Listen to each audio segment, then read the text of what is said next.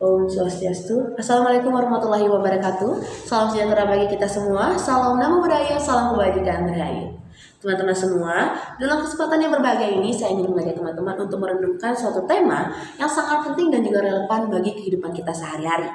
Tema tersebut adalah kesetaraan gender. Tema ini bukan sebuah diskusi akademis ataupun slogan kampanye, tapi melibatkan mengenai hak asasi manusia, keadilan sosial, dan juga masa depan kita semua. Teman-teman, kesetaraan gender secara sederhana itu berarti memberikan hak, kesempatan, dan juga perlakuan yang sama antara laki-laki dan perempuan dalam segala aspek kehidupan. Namun, kenyataannya perjuangan ini masih menghadapi berbagai tantangan besar, termasuk di dalamnya ada normalisasi stereotip yang masih seringkali membebani salah satu gender saja. Bahkan bisa dibilang dalam praktiknya, kesetaraan gender ini seringkali menjadi berat sebelah. Pertama-tama, mari kita lihat fakta yang ada saat ini.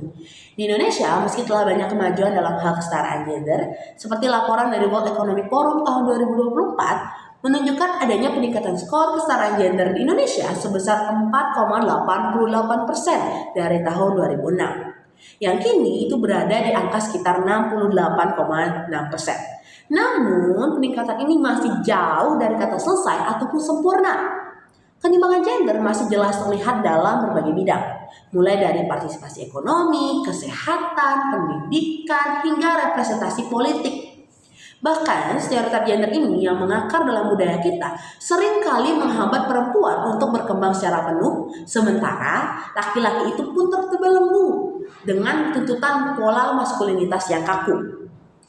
Teman-teman, stereotip gender itu adalah sebuah gambaran mengenai ketidakadilan dan juga yang berlebihan tentang bagaimana laki-laki atau perempuan seharusnya bertingkah laku atau bertindak.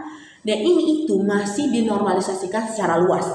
Misalnya, perempuan itu sering dianggap lemah, emosional, dan juga lebih cocok di bidang domestik ataupun perawatan. Sementara laki-laki itu dianggap kuat, tegas, tangguh, dan harus menjadi kepala keluarga yang bertanggung jawab secara ekonomi. Padahal, tidak ada satupun dari gender tersebut yang dilahirkan dengan ciri-ciri stereotip seperti itu.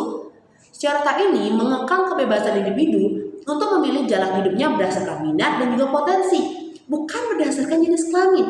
Persoalannya, ketika perjuangan kesetaraan gender ini terlalu fokus pada satu gender saja, contohnya hanya memperjuangkan hak perempuan tanpa melihat tekanan yang sebenarnya dialami laki-laki, ataupun sebaliknya, maka itu bukan kesetaraan yang sebenarnya, melainkan sebuah ketidakseimbangan lain yang bisa saja menimbulkan sebuah diskriminasi baru. Kita tidak boleh membandingkan ketidakadilan dengan ketidakadilan lain.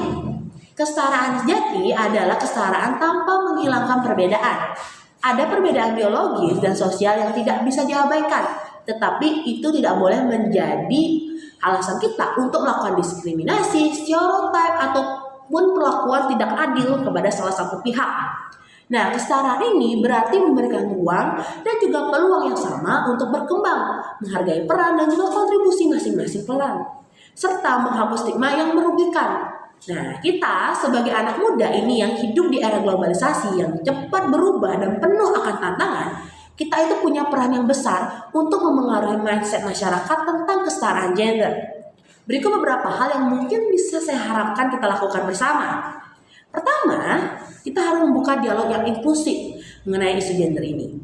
Diskusi bukan hanya soal perempuan ataupun laki-laki, tetapi bagaimana manusia memiliki beragam kebutuhan dan juga hak. Kita bisa menggunakan media sosial, ruang diskusi kampus, komunitas, dan berbagai platform untuk menyebarkan pemahaman ini secara luas. Kedua, mari kita kritik dan juga lawan stereotip gender yang kita temui sehari-hari. Misalnya, jika ada yang berkata, perempuan itu nggak cocok jadi pemimpin, atau laki-laki nggak boleh menunjukkan emosi, itu kita jangan diam. Berikan argumen kita berdasarkan fakta dan juga empati. Kita harus menjadi agen perubahan budaya yang menghapus stigma buruk dan menemukan pola pikir yang lebih adil. Ketiga, edukasi tentang kesetaraan gender ini harus sekali kita mulai sejak dini, dari sekolah, keluarga, dan juga media. Kita harus memastikan generasi kita itu yang berikutnya mengerti bahwa gender bukan batasan untuk memilih profesi, untuk berkarya, ataupun berkontribusi dalam masyarakat. Keempat, penting bagi kita untuk mendukung kebijakan yang berpihak pada kesetaraan gender. Ini bisa berupa dukungan terhadap program pemerintah, organisasi masyarakat sipil, dan segala bentuk inisiatif yang memperjuangkan hak-hak wanita dan juga membuka ruang bagi laki-laki untuk mengekspresikan dirinya tanpa tekanan stereotip. Namun, perjuangan ini tidak akan berhasil dengan baik jika hanya dilakukan dari satu sisi saja. Kita harus perjuangan ini semua orang lakukan tanpa terkecuali. Kita perlu saling memahami dan menghormati tantangan yang dihadapi oleh masing-masing gender. Misalnya, laki-laki pun bisa mengalami diskriminasi dalam bidang perawatan anak ataupun ekspresi emosi yang dianggap tidak maskulin. Begitu juga perempuan menghadapi diskriminasi di tempat kerja ataupun ketidakadilan dalam kesempatan berpolitik. Ketika kita memahami dan juga mengakui bahwa kesetaraan gender adalah sebuah perjuangan bersama, bukan hanya perjuangan satu pihak, maka kita bisa menciptakan masyarakat yang lebih inklusif dan juga adil. Untuk mencapai kesetaraan gender yang nyata, kita membutuhkan perubahan besar dalam budaya, komunikasi, dan juga kebijakan sosial. Ilmu komunikasi bisa menjadi suatu alat yang sangat efektif untuk mengubah mindset budaya dan ini. Mulai komunikasi yang tepat, pesan kesetaraan dapat disampaikan dengan cara yang menginspirasi, mencerdaskan, dan membangun kesadaran bersama.